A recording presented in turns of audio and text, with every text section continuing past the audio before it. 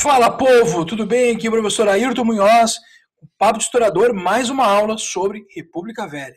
O objetivo da aula de hoje é resgatar aspectos da política, economia, características gerais da sociedade do período, assim como alguns movimentos percursores no âmbito da contestação social frente à ordem vigente, a ordem dos coronéis, dos barões do café.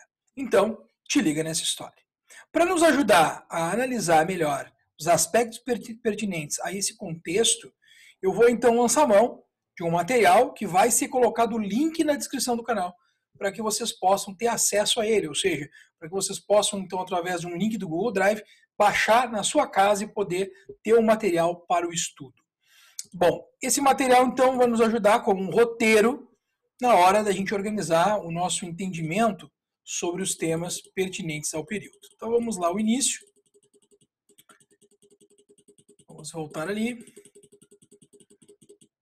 Aí, República Velha ou Primeira República. Então já dissemos no vídeo 1, a República Velha ou Primeira República é esse ato que vai de 1889 a 1930, período esse que caracterizamos na história republicana do Brasil como a primeira fase de existência da República, porque de fato é. Mas também República Velha, porque sendo essa a primeira etapa, a primeira fase republicana, é aquela mais antiga, frente ao atual momento em que a República se encontra. Por conta disso, República Velha é o tema então que a gente vai analisar. Dentro da República Velha, nós temos dois momentos, é sempre bom lembrar.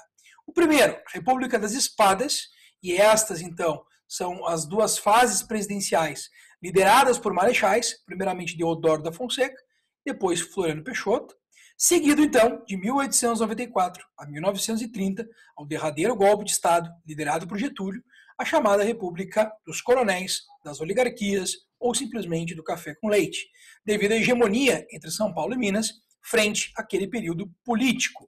Então, para a gente falar dessa República dos Oligarcas, a gente então vai estabelecer como primeiro aspecto algumas características estruturais da vida republicana.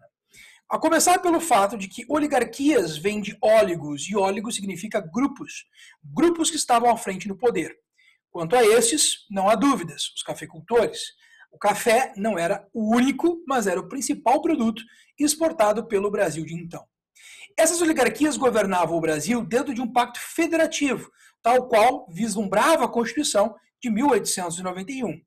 Havia autonomia aos estados, que frente a essas elites fortalecidas no âmbito regional, em pactos conchavos e articulações entre si, instauravam uma verdadeira hegemonia política dos cafeicultores. A gente vai ver a política dos governadores, a gente vai comentar um pouco do coronelismo, algo que no vídeo 1 a gente já havia falado, mas como forma de resgate conceitual desse contexto. Então, características políticas que são fundamentais, pensando em prova de vestibular, do próprio Enem. Aspectos que já vieram na prova, que, por que não, poderão retornar a ela. Então, quando a gente fala em República Velha, quando a gente fala em período oligárquico, café com leite, a gente não pode deixar de falar da política dos governadores. A gente não pode deixar de falar do coronelismo, do voto de cabresto, da corrupção vigente, da campanha civilista e das políticas salvacionistas de Hermes da Fonseca. Então vamos lá. Quando a gente fala em política do café com leite, quando a gente fala dessa alternância entre Minas e São Paulo, que quase por completo tiveram à frente dos governos nacionais durante o contexto da República Velha, é importante salientar o patrimonialismo que está em curso em tudo isso.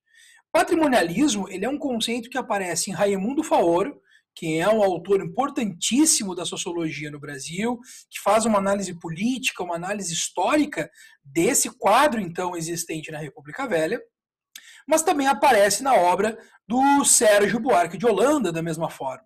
Então, o patrimonialismo ele seria a ideia de que grupos representantes de interesses privados tomam o Estado e o governo, por consequência, que é um bem público, como sendo o seu. Ou seja, indivíduos, em prol de bens privados, utilizam-se da máquina pública, nas suas diferentes instâncias, para o seu bem-estar.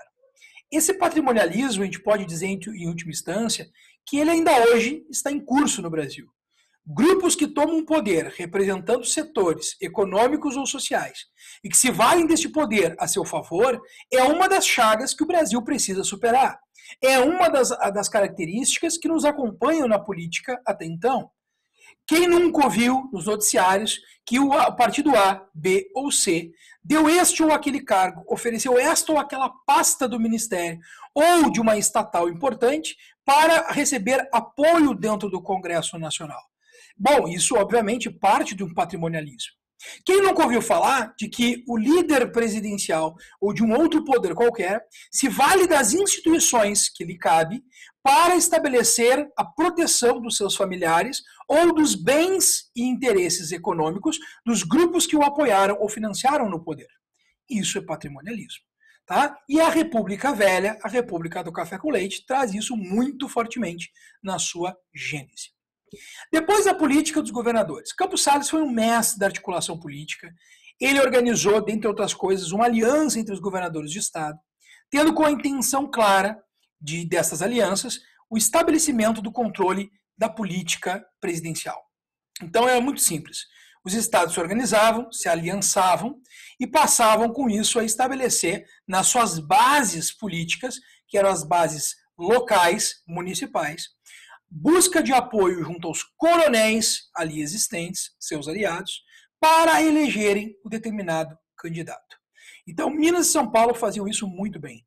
Lembrando que Minas era o primeiro colégio eleitoral e São Paulo o segundo em escala nacional, sendo o terceiro o meu estado, o Rio Grande do Sul. Então, esses três estados unidos, num pacto federativo, e muitas vezes em lados opostos, outras vezes em uníssono, acabavam, junto com outros estados, tendo a força necessária para impulsionar o candidato A ou o candidato B. Como a gente sabe, e que dá nome e sentido ao período. República do Café com Leite, República dos Coronéis, ou seja, alternância de Minas e São Paulo. Majoritariamente, essa política de governadores favorecia a um ou outro estado.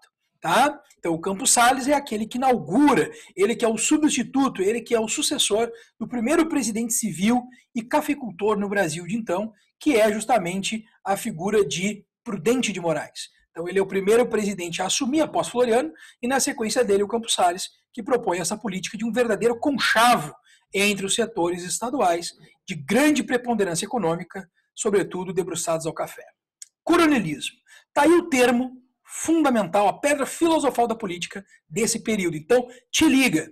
Quando eu falo em coronelismo, eu estou me referindo à política onde os coronéis, latifundiários, detentores de grandes extensões de terras, frente a um Brasil que era majoritariamente rural, onde 80% a 84% da população em média estava diretamente atrelada no campo, esses coronéis passam a ter acesso à manipulação dessas pessoas para votarem no candidato que melhor lhe convinha.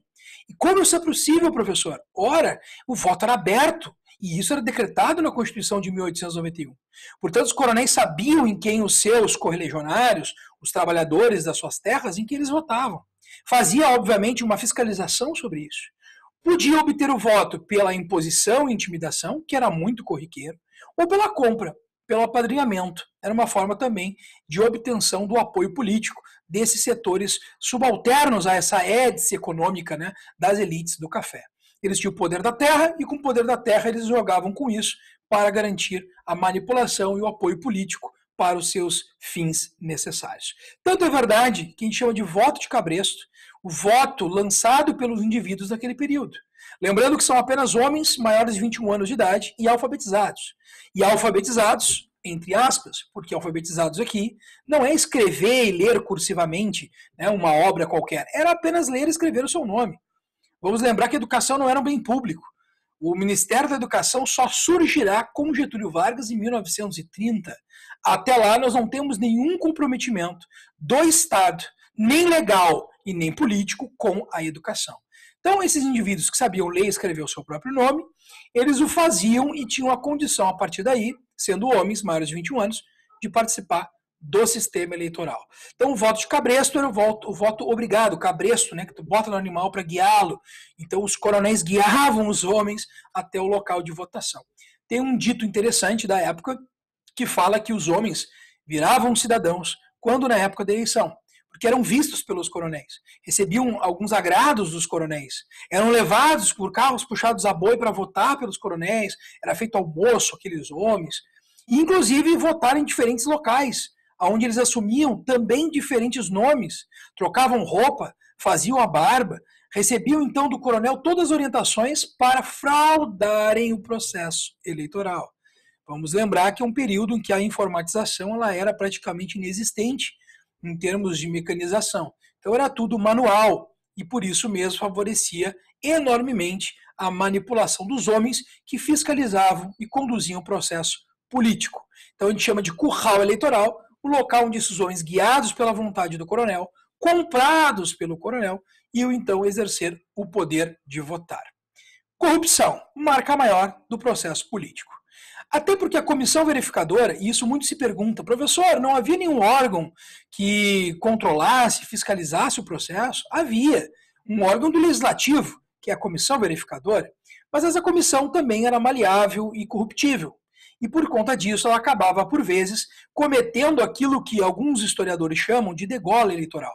O indivíduo era eleito, porém ele não tomava posse, porque na contagem de votos, mesmo ele tendo a maioria dos votos, havia adulteração, manipulação das atas eleitorais e acabava que até os mortos ressuscitavam na época para votar, de tal forma que o voto que ele teria como superior ao candidato de oposição acabava ficando inferiorizado. Eles adulteravam as atas, adicionavam votos a esse outro candidato que tinha melhor pago, melhor oferta feita para os membros da comissão.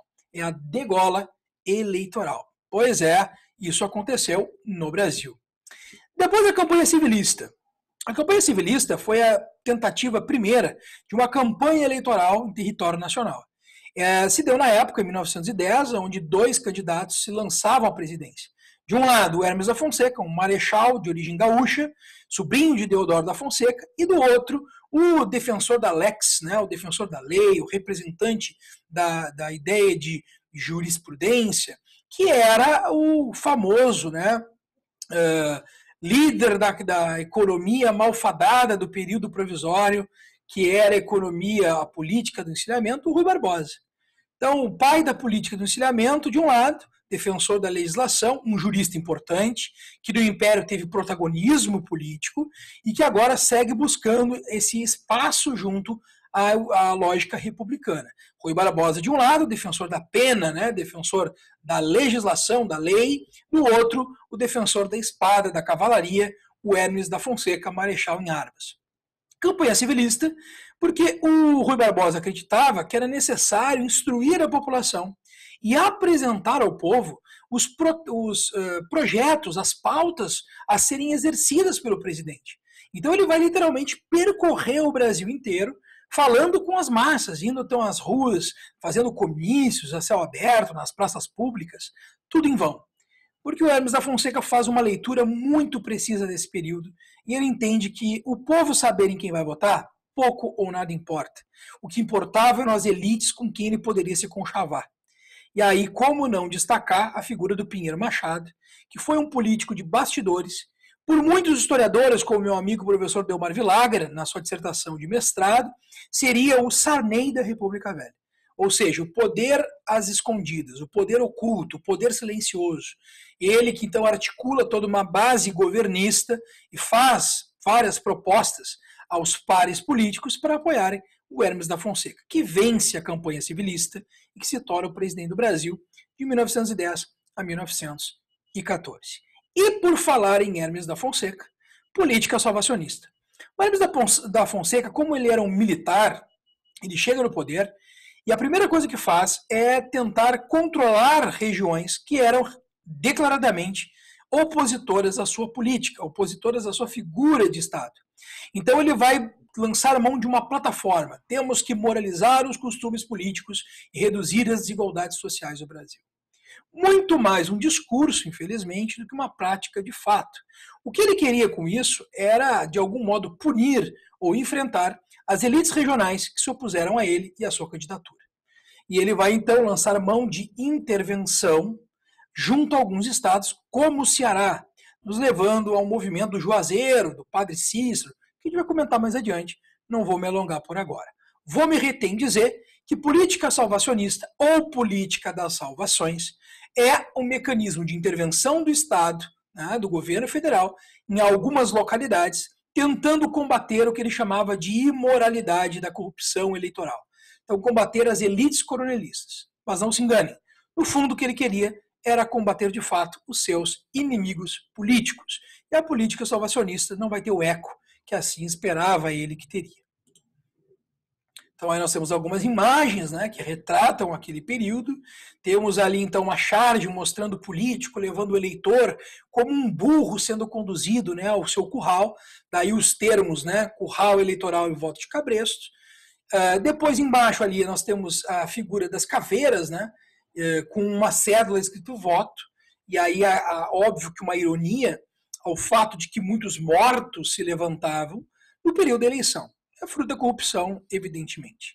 Depois, mais ao lado, a gente tem ali o coronel, né, mostrando ao eleitor em quem ele tem que votar, que era nele próprio, então definindo o voto, a prática do mandonismo, né, do coronelismo.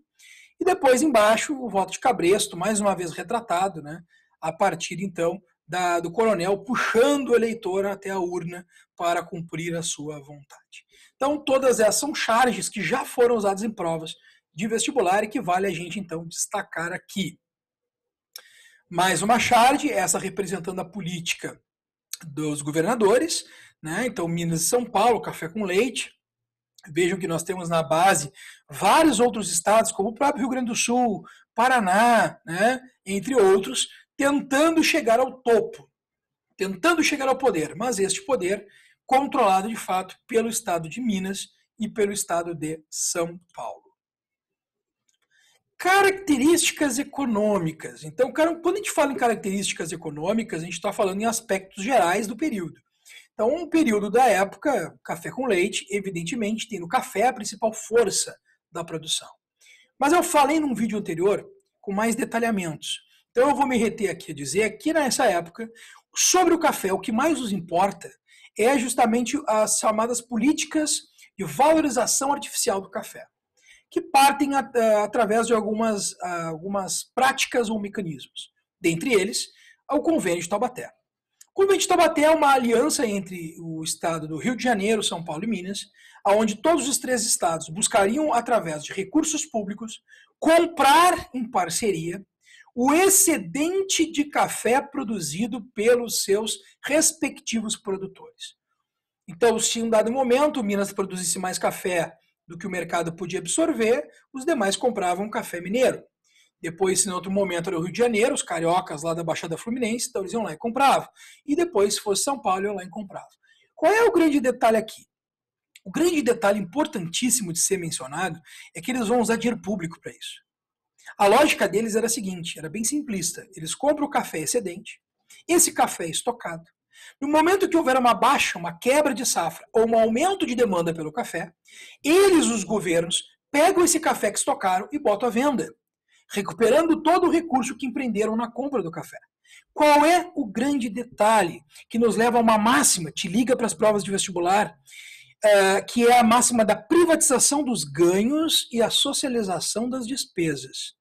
A grande questão aqui é que, na verdade, a demanda nunca vai, de fato, aumentar significativamente, de modo que os produtores de café não consigam atender essa demanda de mercado. Ou mesmo não haverá uma quebra de safra brusca que comprometa a exportação do café. Em outras palavras, o café comprado com dinheiro público vai ser armazenado em silos pagos pelo governo, vão acabar estragando, não vão conseguir ser colocados no mercado e, por isso, vão acabar se tornando dívida pública. E como é que eles pagam essa dívida pública? Aumentando tributos. Ou seja, de novo, privatiza-se os ganhos, porque quem ganha são os produtores de café, mas socializa-se as despesas. Quem paga a conta é a sociedade como um todo. O Convênio de Taubaté é um exemplo disso. Por que valorização artificial do café, professor? Ora, porque como é que se dá a valoração de um produto no mercado? Seguindo as leis liberais, né, da economia natural lá do Adam Smith, pela lei da oferta e da procura, a mão invisível, né, do mercado. Então, se tem muita gente querendo café e o café disponível é menor do que a quantidade da demanda, então o valor do café aumenta, é a inflação. Agora, se tu tem muito café e pouca gente querendo comprar, ou seja, mais produto, mais oferta que demanda, o valor do café sofre uma deflação, uma queda. A jogada era a seguinte, garantir sempre ao mercado estrangeiro menos café do que ele pudesse consumir, para que o café se valorizasse. o que aconteceu, e aconteceu de forma muito eficaz. O problema é o rombo deixado para o poder público que nós pagaríamos depois. Funding-Loan. Como se não bastasse a compra de café com o erário público, o Funding-Loan é uma estrutura admitida de contração de empréstimos pelos estados, aonde estes buscavam financiar dívidas já existentes, ou melhor, refinanciar dívidas já existentes, com os banqueiros estrangeiros, vide, sobretudo, ingleses. Qual é a grande questão aqui? Para obter mais dinheiro frente a empréstimos previamente existentes, eles vão então ter que lançar alguns tipos de mecanismos de assegurar que esse dinheiro emprestado novamente, ele iria voltar para os credores. O que os credores buscavam como segurança, como garantia de que os recursos emprestados voltariam para os seus cofres? Alguns aspectos de cobrança de serviços e bens do Estado. Por exemplo, os bilhetes da Central do Brasil, as linhas de fornecimento de energia, sistemas de água e esgoto do Rio de Janeiro, tudo isso passaria a ser entregue, assim como a concessão portuária para estes conglomerados financeiros, para estes bancos. O Brasil, em contrapartida, recebia um prazo de 13 anos para começar a pagar esse refinanciamento e até 63 anos para conseguir cumprir o pagamento final da dívida. É lógico que esses empréstimos, esse refinanciamento do Funding-Loan, visava, entre outras coisas, atender os interesses do café, como a gente comentou antes, e, sobretudo, comprar o café desses produtores para valorizar artificialmente o seu preço no mercado. Uma política que, mais uma vez, condena a sociedade a pagar e pagar caro pelos ganhos e lucratividades deste setor da elite econômica nacional. Depois a gente tem a borracha que é muito importante, né? A borracha vai ser um produto altamente rentoso, principalmente ali nas primeiras décadas do século XX, quando os Estados Unidos e o alavancamento da indústria automobilística ganha força, ganha fôlego, e nós temos a necessidade da compra de borracha. As colônias inglesas, como a Índia, né, entre outros, decaem na sua produção de borracha, e é o Brasil que supre o mercado norte-americano com esse produto. Bom, a questão é tão interessante, tão lucrativa, que nós vamos ter a borracha se tornando um dos principais produtos vendidos no período. A questão é que esse produto ele era obtido na região amazônica e nas cercanias da região amazônica, em territórios como Acre, que inicialmente pertencem à Bolívia, mas que devido à migração, principalmente nordestinos, retirantes, porque nós vamos ter, paralelo ao boom da borracha, um período de seca severa no Nordeste. A primeira década do século XX é severa com os nordestinos. Eles acabam buscando, né, os retirantes, como nós chamamos, eles passam a buscar oportunidades para além do Nordeste. Então eles vão para a região do Centro-Oeste e vão para a região também, em alguns casos, da região amazônica, do Acre, para explorar os seringais. Quando da ocupação do Acre, ali região de Belém, de Manaus, né, nós vamos acabar tendo um embate entre o governo republicano brasileiro e, claro, o governo da Bolívia. E aí nós vamos chegar ao Tratado de Petrópolis, de 1903, aonde o Acre é adquirido pelo Brasil, frente ao empréstimo feito com os ingleses, frente à construção da estrada de ferro Madeira-Mamoré e a todo um acordo diplomático realizado entre os dois governos. E o Acre, a partir de então, se torna território nacional brasileiro por conta muito da borracha. Industrialização. O Brasil não é conhecido como um país industrializado, principalmente naquele cenário.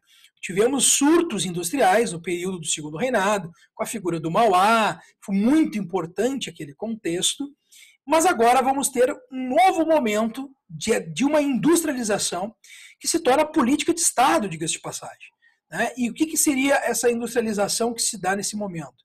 Nós temos um cenário de 1914 a 18, que é a Primeira Guerra Mundial. O Brasil, que é um grande exportador de produtos primários e importador de matérias manufaturadas, industrializadas, se vê privado disso, uma vez que agora nós temos um mundo em guerra. O que fazer a partir daí é a pergunta. Venceslau Braz, presidente do Brasil, propõe uma resposta, uma solução. Substituir o que nós importávamos por produtos produzidos no próprio país. E aí cria-se uma série de incentivos para o empreendedorismo. Quem se torna a burguesia industrial no Brasil? Os próprios cafeicultores, em boa parte. Indivíduos que haviam acumulado primitivamente capital ao longo de todo o contexto da agroexportação e que agora, no momento em que a agroexportação não lhes é favorável, porque, novamente insisto, um cenário de guerra, eles pegam esse capital e investem no setor de produção industrial. Surgem empresas diversas, como Cervejaria Continental, surge os frigoríficos Anglo, né? O Swift Arno, né, que seria o Anglo, surge uma série de empreendimentos da chamada indústria de bens de consumo não duráveis. O que significa isso, Ayrton? Alimentos, bebidas e setor têxtil. No Brasil inteiro, a gente tem o florescimento desse tipo de indústria em grande força, né, e com grande interação econômica e social. Tá? Então, a gente tem a política de substituição de importações. Mas, professor, eu já li isso antes, né? O Getúlio não faz uma coisa parecida? Faz. No contexto da Segunda Guerra Mundial, que é quando ele fundamenta as bases da indústria, sendo redundante, né? Fundamenta as bases da indústria de base. Mas é isso mesmo.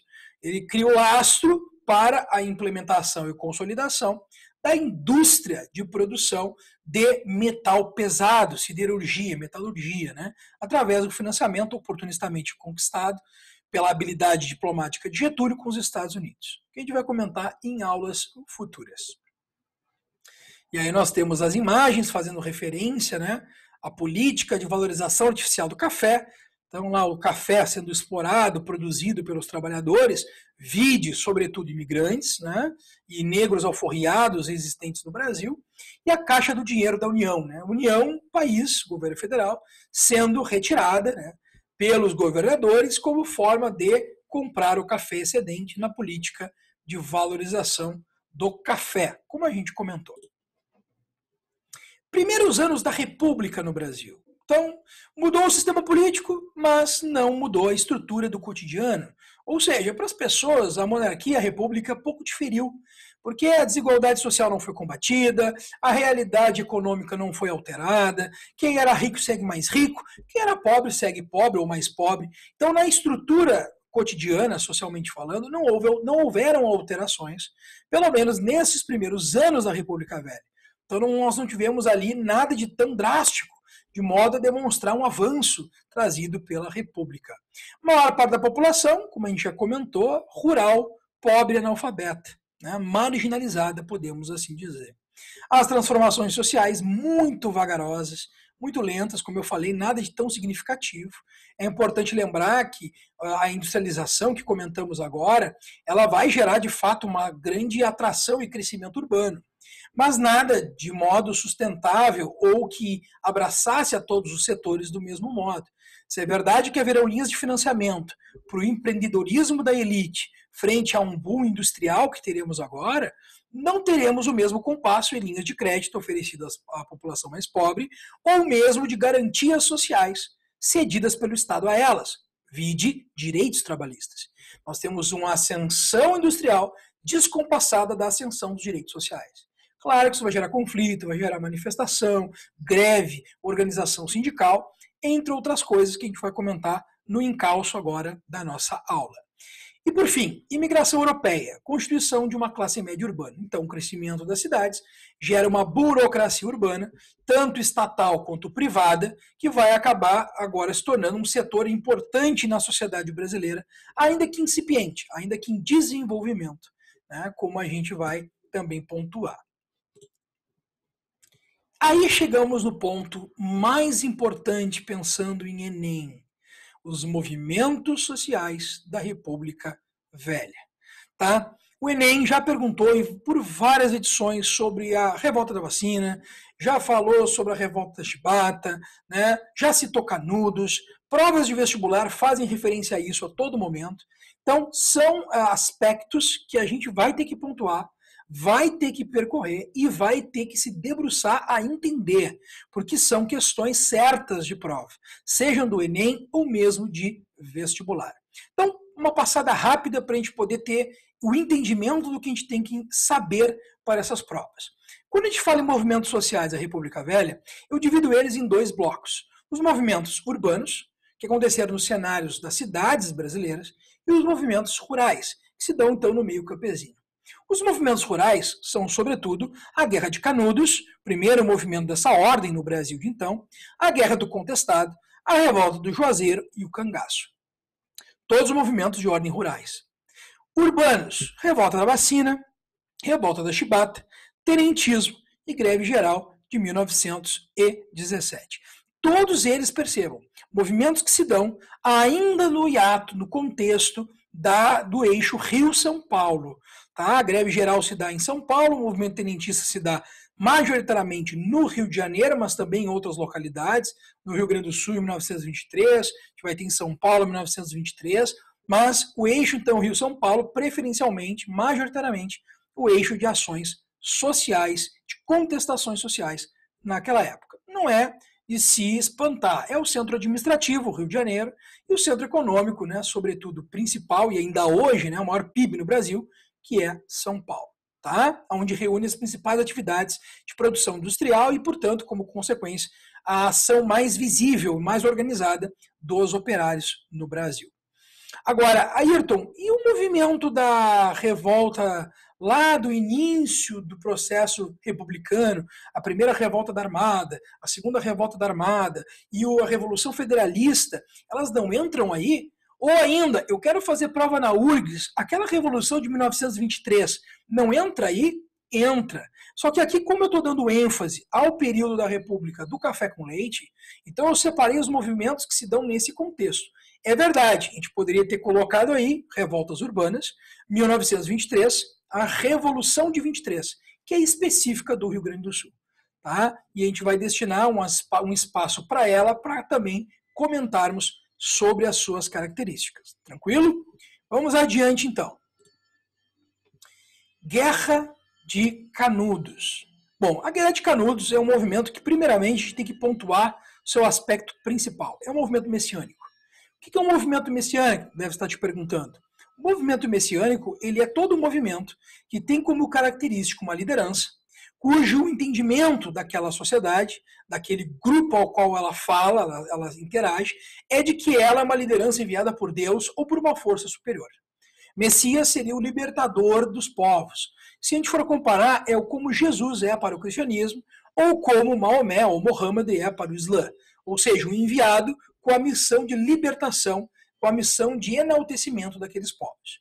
Para os povos campesinos do interior baiano, seria Antônio Conselheiro, líder desse movimento, um Messias, alguém destinado a libertá-los de todas as agruras de uma miséria, de uma exploração sistemática que vinham passando frente à realidade de concentração de renda e desigualdade social que os coronéis impunham àquele meio. Tá? Aonde ele acontece, então, o movimento de Canudos, Nordeste brasileiro, caracterizado pela pobreza, pelo abandono, e isso desde o período colonial. Por que eu citei isso aí no material? Porque a gente tem que lembrar que o Nordeste do Brasil ele foi o centro da colonização no primeiro momento. Vamos lembrar que tem o solo massapê, o clima tropical, favorável para o plantio e exportação do açúcar.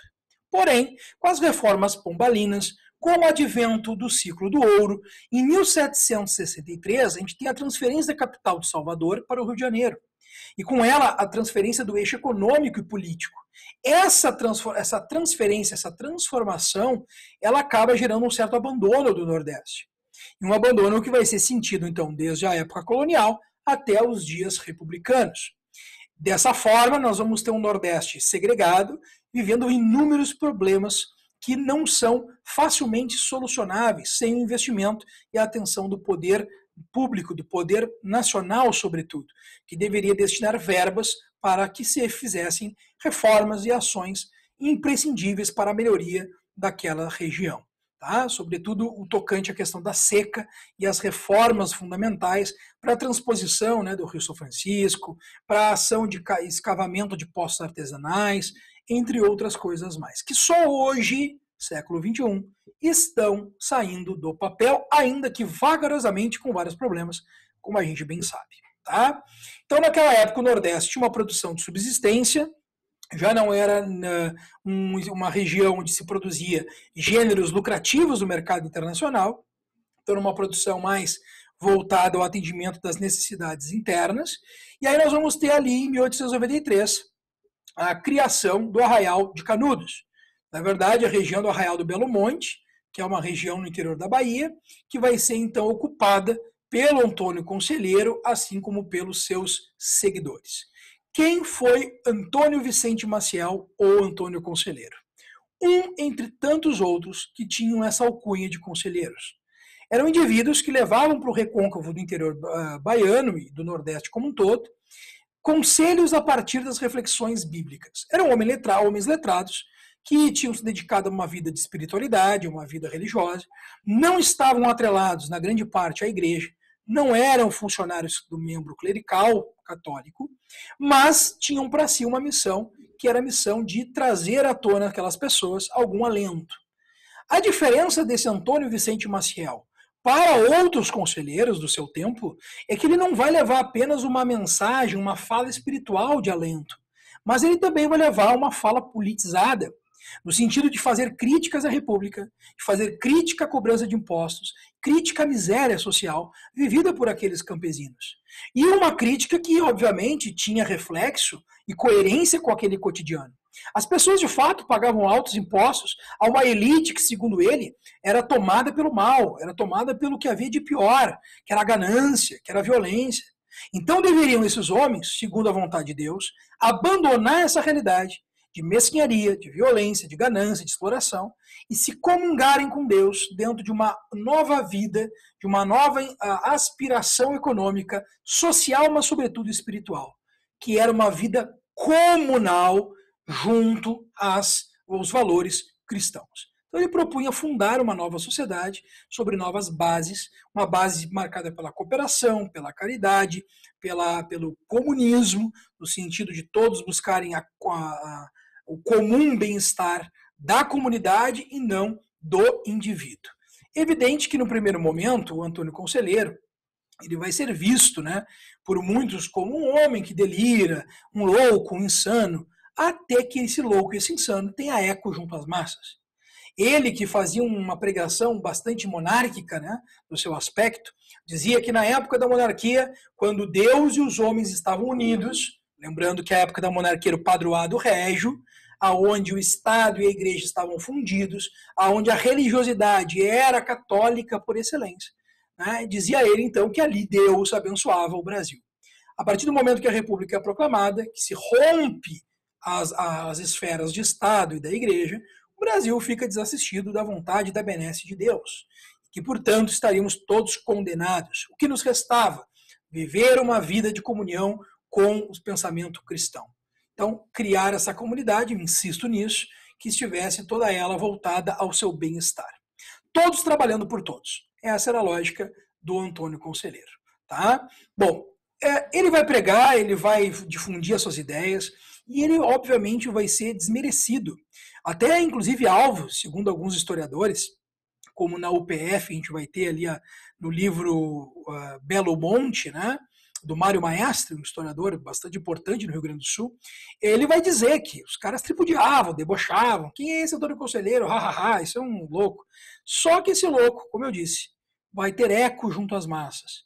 E as massas o ouvindo e entendendo que a sua proposta era promissora, abandonam o meio campesino e vão viver essa vida de comunhão com Deus. O arraial ganha força, populacionalmente cresce muito rapidamente. E aí não só os coronéis locais, que perdem a sua mão de obra, que se evade para o Arraial do Belo Monte, como também para o governo federal ele se torna um problema.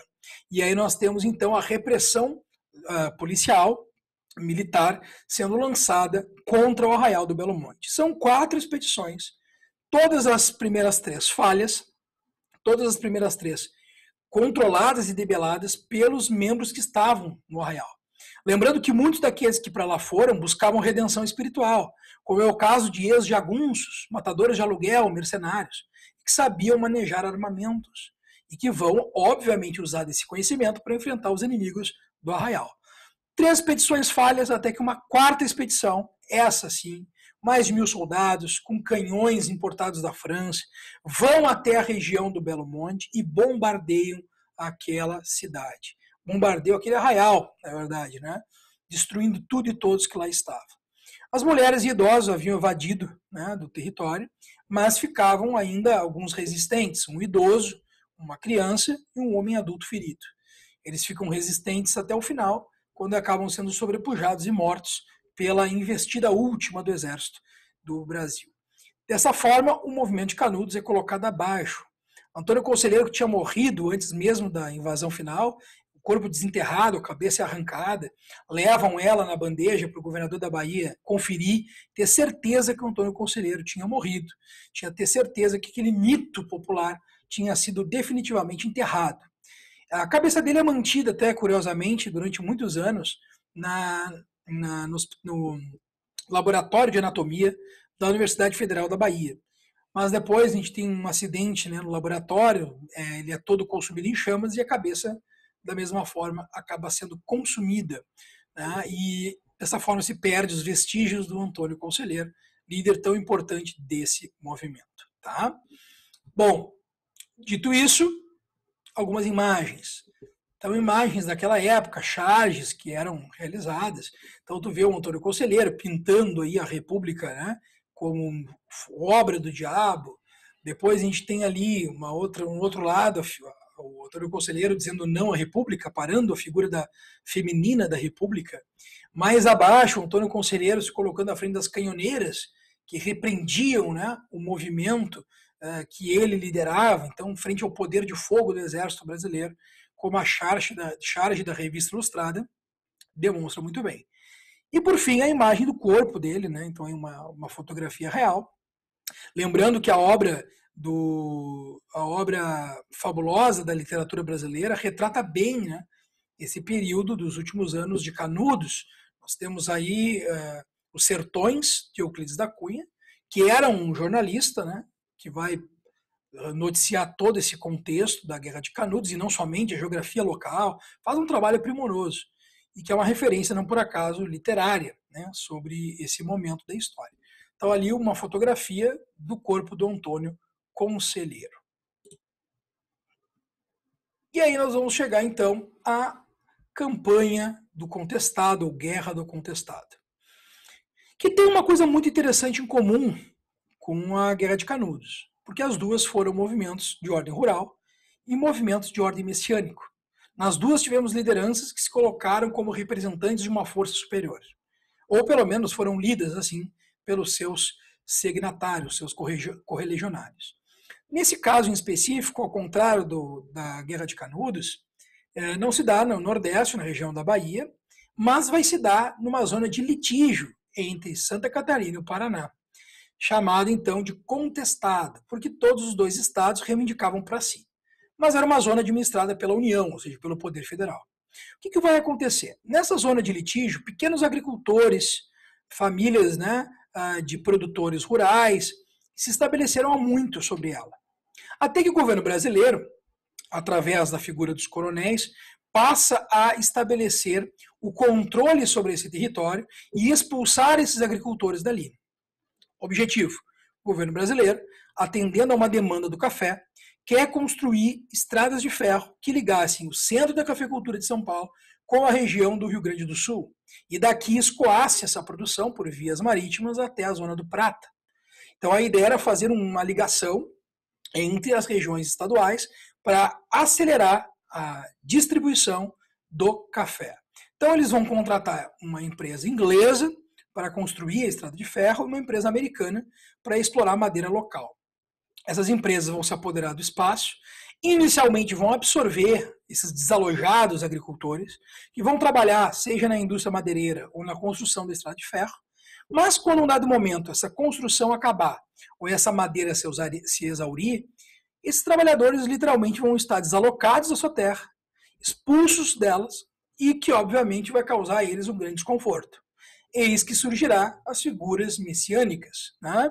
Então a gente vai ter ali a figura de José Maria e também de João Maria, que são dois monges que lideram um movimento que traz consigo algumas características importantes da gente pontuar. Entre elas, o próprio ideal cruzadístico, né? É a luta do fervor religioso contra a opressão dos coronéis. E isso fica muito claro quando a gente percebe a bandeira, ó, o estandarte dessa ordem dos cruzados, que é justamente a bandeira idealizada para a chamada monarquia celeste, que é justamente o que eles, no contestado, queriam edificar.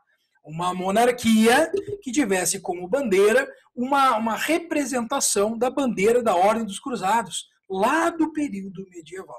Então vejam só o resgate do valor da luta espiritual que vem da Idade Média e que está presente no Brasil desse contexto. Como é que termina o movimento? Ora, como todos os movimentos sociais, repressão, né? O movimento é repreendido, nós temos a morte daqueles que resistem à força dos coronéis, utilizando-se então, por parte dos coronéis do governo, de armas e de extrema violência.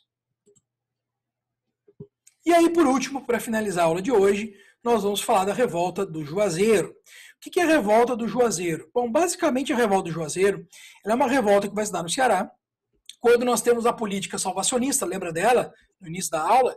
Quando Hermes da Fonseca lança uma intervenção lá no Ceará contra a família Scioli, que era uma família que politicamente era opositora da sua personagem política, ou seja, do seu projeto político. Dessa forma, a família Scioli, tirada do poder pela intervenção federal, acaba resistindo, se articulando com um líder popular muito significativo, que é o Padre Cícero. O Padre Cícero era um coronel, um latifundiário, que tinha um grande apelo junto às massas e que vai reunir a partir desse apelo e desse carisma que tinha para enfrentar as forças federais. O movimento, obviamente, é um movimento de enfrentamento entre elites e que termina com o recuo do governo federal. Então, o Hermes da Fonseca, que já encontrava e enfrentava vários problemas, dentre os quais a revolta da Chibata, no Rio de Janeiro, né, e também o próprio movimento que a gente comentou do contestado, acaba, então, resolvendo recuar no tocante ao Juazeiro e fazer uma política de conciliação. Ele recua, mantém a família Scioli, mas entende que, a partir dessa intervenção, um ultimato tenha sido dado. Que, na prática verdadeira, pouco ou quase nada impactou em seu favor. Ele desgastou o governo federal, ele acabou tendo uma derrota política regional, porque foi obrigado a sair, recuar politicamente do Ceará, e na prática pouco ou quase nada ganhou com isso, a não ser algum desprestígio e uma oposição mais acirrada frente às cadeiras que representavam a família Scioli no poder do Legislativo Nacional, né? Então o Congresso Nacional. É uma curiosidade, nós tivemos aí uma figura importante da família Scioli que tentou, né, foi candidato, foi um presidenciável, e pouca gente sabe que ele pertence a essa família, que foi o Campos, né? Ele que foi, na verdade, seria um presidenciável que acabou morrendo num trágico acidente de avião. Esse acidente acaba fazendo com que ele não consiga se lançar, né, como presidente numa chapa junto com a Marina Silva. Então ele não consegue se lançar à condição presidencial, acaba morrendo antes disso, e ao fazer isso coloca para trás, deixa para trás, né, todo um legado da família Scioli.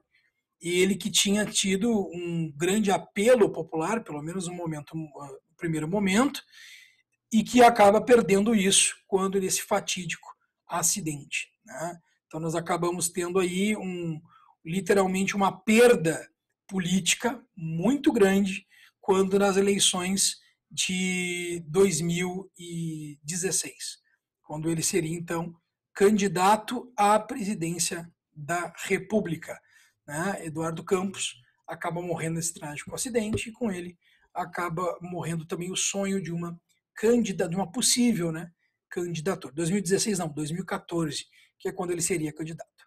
Certo? Muito bem. Cangaço, então, para a gente fechar. O cangaço é um movimento, segundo Eric Hobsbawm, no livro Bandidos, ele vai dizer que o cangaço ele faz parte de um movimento que é um banditismo social, né? O que é o banditismo social? É quando tu tem grupos marginalizados caindo na delinquência como uma forma de sobrevivência àquele cenário de segregação e espoliação. O cangaço se dá no Nordeste, né? Então o Nordeste a gente já sabe, é uma região desassistida pelo poder público, é uma região empobrecida pelo declínio dos ciclos econômicos que a ela eram muito caros e que envolvia a sua realidade geográfica, e que vai acabar vivenciando, né, como parte do jogo do poder dos coronéis, a ascensão de bandos armados. Quando eu falo que esses coronéis acabam tendo importância significativa nesse movimento, deixa eu explicar um pouco melhor. Os coronéis vão contratar esses bandos armados para servir às suas intenções particulares e políticas, como mandar matar um desafeto. Lampião e Corisco foram líderes desses bandos, mas bandos que tinham certa autonomia frente à elite local e que enfrentavam essa elite.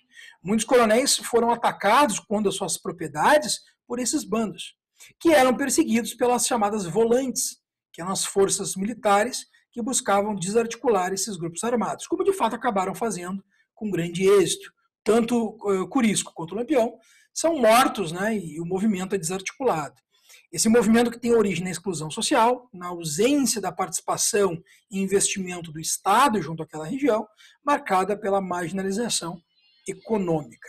Então, o cangaço é um movimento evidentemente marginal, é um movimento claramente criminoso, que é um movimento de ataque às regiões cercanias, e que não cumpria aquela lógica que muitos imaginam, que às vezes, de modo ilustrado e pensado, associam, que eram Robin Hoods, roubavam dos ricos para dar para os pobres. Não, eles roubavam também de regiões mais empobrecidas para o seu ganho próprio, e cometiam violências diversas, entre as quais o rapto de mulheres, né, o estupro e os assassinatos, entre outras coisas mais, a todos aqueles que se colocassem no seu caminho. Tá? Então, o cangaço é um movimento típico desse Nordeste desassistido, marginalizado, empobrecido, que tem como base, né, o banditismo social, que é a formação de grupos que buscam sobreviver na marginalidade dentro de uma região tão desgastada e economicamente miserável. Muito bem. Então, por hoje, fechamos aqui. Teremos, então, um novo encontro, onde nós vamos falar de os outros movimentos sociais, movimentos muito importantes para a gente entender o desenvolvimento da sociedade do período da República do Café com Leite. Um forte abraço a todos e te liga nessa história.